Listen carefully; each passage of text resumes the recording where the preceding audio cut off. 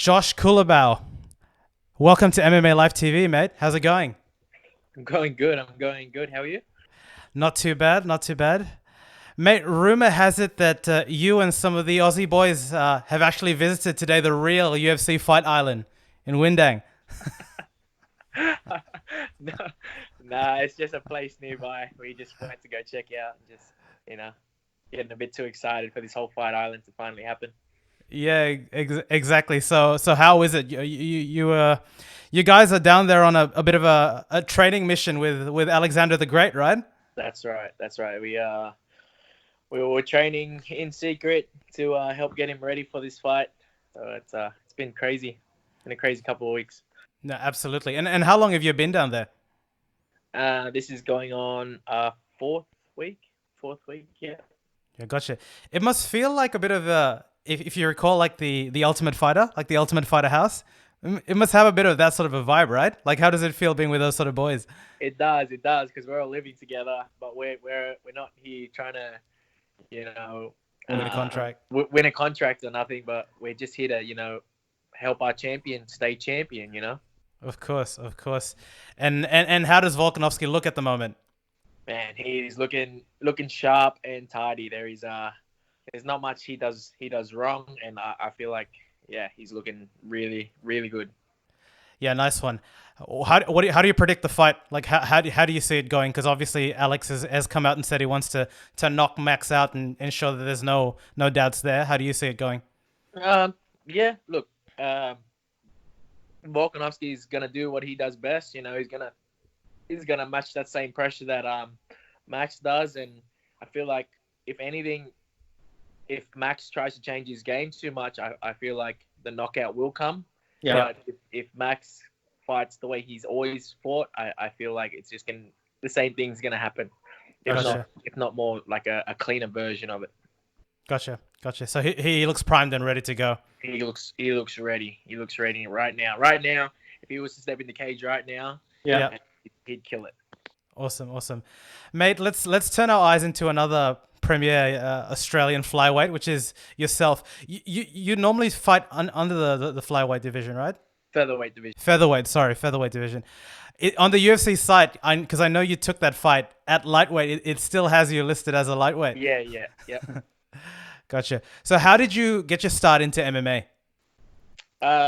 It was look. I've always loved martial arts. I grew Yeah. up in a house full of people that loved martial arts and loved fighting, loved boxing, loved any combat sort of sport, and I sort of just fell in love with it when I was just trying to lose weight. I wanted to do something to lose weight.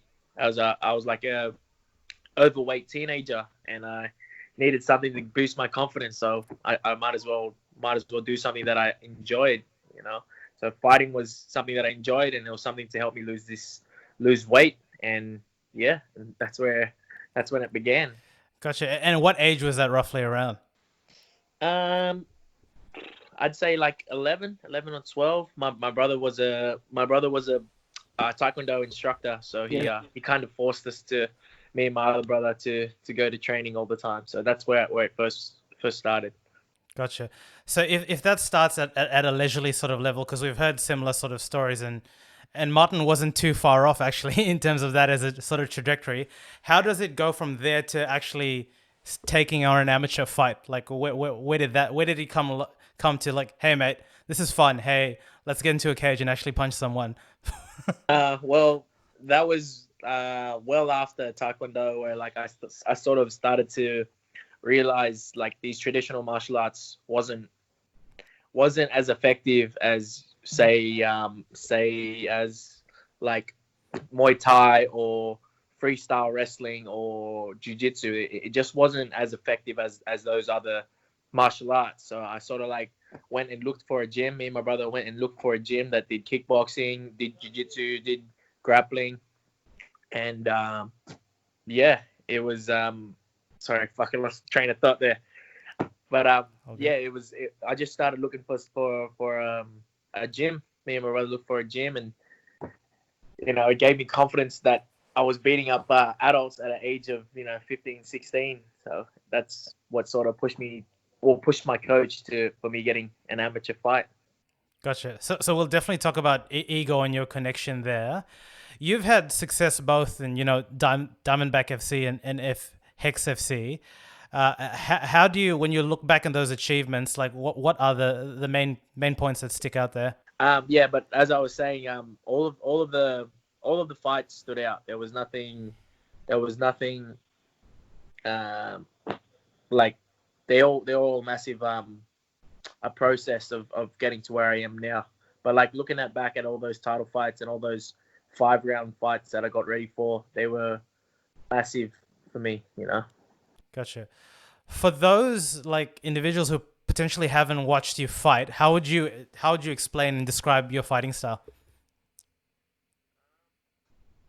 I'd like to say I can fight everywhere, going back, going forward, in the clinch, on the ground.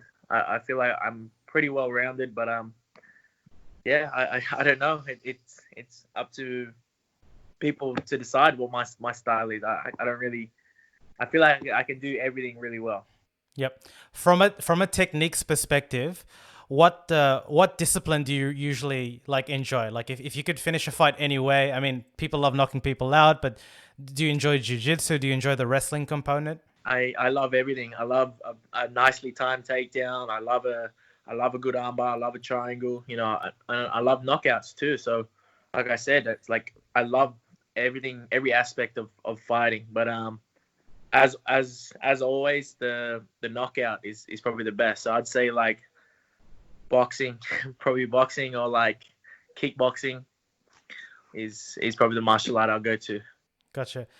And you're a real student of the game. Like I've heard that you kind of watch videos and you're always like exchanging sort of texts with Igor. Where does that yearning to like learn and really break things down like that come from? Have you always had that?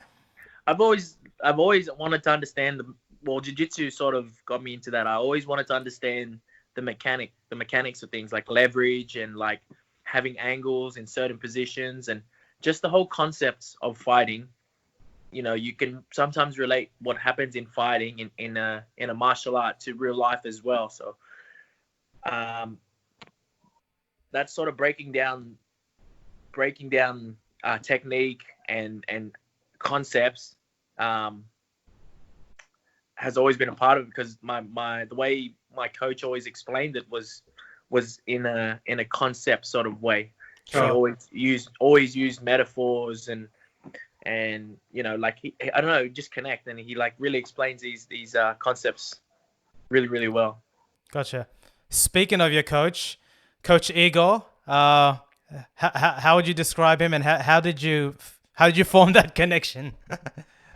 He was definitely tough on me. As soon as I walked through those doors, he was definitely tough on me. He could sense that there was some potential that I had, and he didn't want me to sort of blow that away. So he was very, very strict, very hard on me. But I look at him more as like a father figure. As much as people say their coach is just a coach, I see him in all aspects as like a life coach, a mentor, a friend, a dad. Like I see him in so many different aspects, and that's why I feel like I have so much trust in him. Like I can, if he calls something mid-fight and he sees it, but I don't see it, and he calls it, and I have that trust that I would just do what he tells me to do.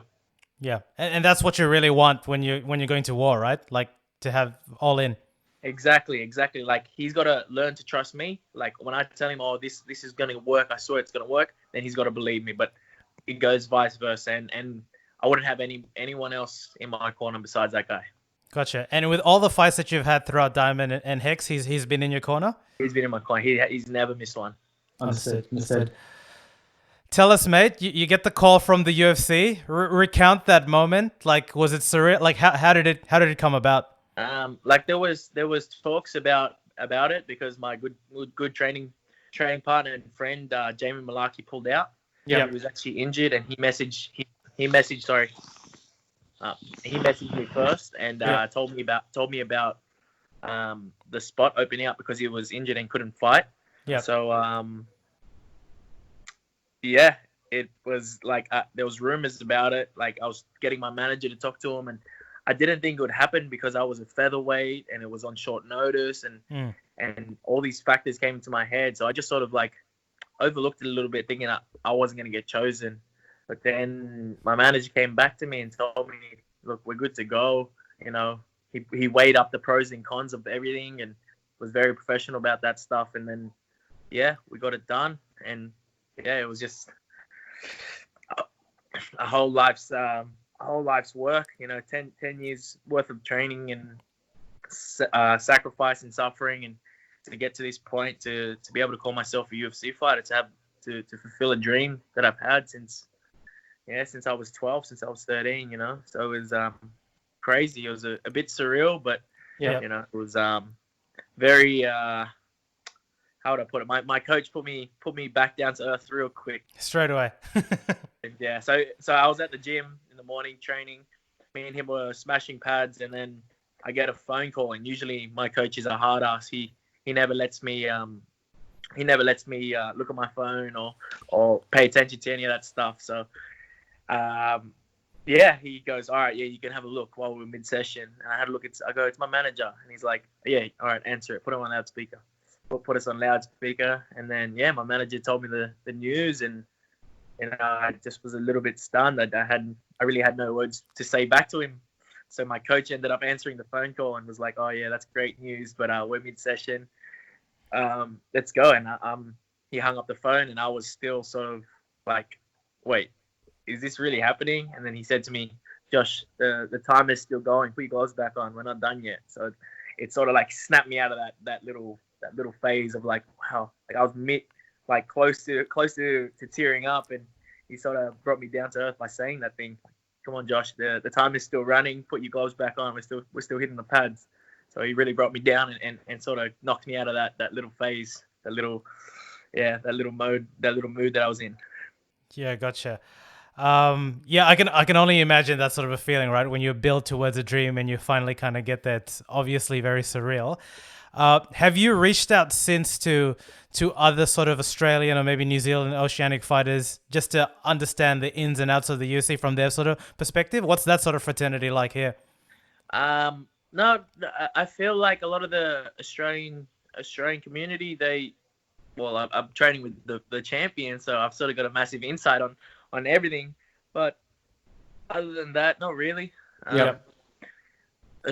I feel like in the Australian community, there's obviously going to have like teams that just don't click and whatnot. But yeah, like there's not that many UFC fighters, and majority of the UFC fighters are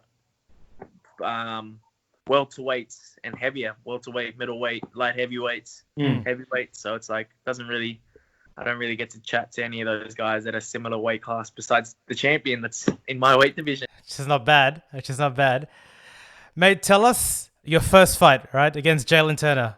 A bloody basketball player, right? Like tall guy. So you had to take a lightweight fight, right? Like that was the gist of it. Yeah. So tell us about that. Like, obviously, were they nerves? Like when you're in the octagon, like what were you seeing? What was the whole experience like? Was it different? It wasn't. There wasn't much difference, to be honest with you. It felt like a proper fight. Yeah. It felt like a normal fight, any other fight. But you know, I just went in there. I wasn't prepared. You know, everything. As much as I would like in my head, I pictured myself walking out thousands and thousands of times because it's my dream to, you know, walk out with a stadium full of people and you know, them screaming, my music's playing, and the lights are all on the cage, lights, cameras are on me. I've pictured it so many times that it felt normal. There was nothing felt out of place. It felt like everything just happened exactly the way that I pictured it. You know, like obviously the fight didn't go the way I wanted to, but while I was in there, I felt like I felt normal in there. There was a little bit of nerves, but then every fight I have them little bit of nerves, you know. So it was a shit fight and shit performance on my part. Yes. You know, short notice, upper weight class. I can't do much about that, but you know, I should have been on the ball a bit more. Gotcha. Gotcha. And you're a natural featherweight, like that sort of to get to that weight level is a very natural thing for you. Yep, featherweight's my division. Yeah, gotcha. I mean, speaking of featherweight, like we do have a variety of different weight classes, like for the Australian guys. But yourself, obviously Volkanovski, Martin. There seems to be a good caliber of guys in that weight class in Australia, right? Like, what do you think? Why do you think that's the case? Man, it's always the same. It's always the same story with a lot of these guys. So the smaller guys learn martial arts because they get bullied, or they all have this sort of that same story where they're the smaller guy and they feel like they want to defend themselves, and then they find themselves realizing that they're really good at this and they're a smaller guy. So Yeah. where mine was the opposite. I was a big boy trying to lose weight and get fit and gain confidence in myself. Yeah. So I ended up just dieting and losing all this weight, and now I'm a natural featherweight. Gotcha. And did you watch the fight over the weekend? Poirier and Hooker? Man, that was ridiculous. Crazy, right? Crazy fight. Crazy. When you watch, like, I mean, Kiwis will claim him, Oceania, we'll call him under the same bucket. But like when you watch, like our neck of the woods, we've seen, obviously Volkanovski, or Adesanya, Brad Riddell, like Hooker, like these guys really sort of stand up of recent and really put a footprint in the game. Like, does that just give you validity and feel that, hey, like we have a voice, and our skill set is as good enough as Brazilians, the Americans? 100%. Like, this is just the beginning. Like, all those guys you just named off, then this is just the beginning. Think about it. We had Rob Whittaker, our middleweight champion. Sure. Yeah, missed him. Australian champion as well. The sport is growing, only just starting to grow in our country. When we start to get kids that have been doing this from a young age, from like 9, and then going all the way through till they're like 18, doing the whole process of the amateur career and then turning pro, and it's just the whole MMA community. It's getting better. Everything's getting better. MMA shows are getting better. Our amateur scene's getting better. We've got more coaches. We have more knowledge. We have more. Everything's just getting better. Everyone's knowing how to diet better. Everyone has, like I said, everyone's just learning from, even like on the internet. Everybody's just, the whole Australian MMA community is growing, and this is just the beginning. Like, we've got a champion in the middleweight division. Yeah. We've got a champion in the middleweight division. We have a champion in the featherweight division. Yeah. And we're just one country, or two countries, Australia and New Zealand. So and it's gonna blow out even more. Like, absolutely, we're just getting started here. 100%. And from training with the guys here, what's one thing that you've kind of picked up that's really kind of stood out from this experience? There's no secret technique. There's no fancy sauce. It's all the same, bro. There's no way around the hard work. Yeah. Watching the champ train and training alongside him, there is nothing that I haven't seen. Like, we all know what a punch is. We all know what a kick is. We all know what a takedown is. We all know how to grapple. Yeah. There's no one secret thing that it is, and it's just, honestly, it's just hard work. Being just from going day to day, working hard and being disciplined. There's no way around it. Yeah. That's probably the biggest thing that I picked up on this training along the champ. Gotcha. And what's next for Josh Culibao? Like obviously you're staying sharp and ready. Like, what's that process like with the UFC when you're waiting for your fights? Is it just keeping yourself as close to the weight, like, ready? I'm just trying to get fit.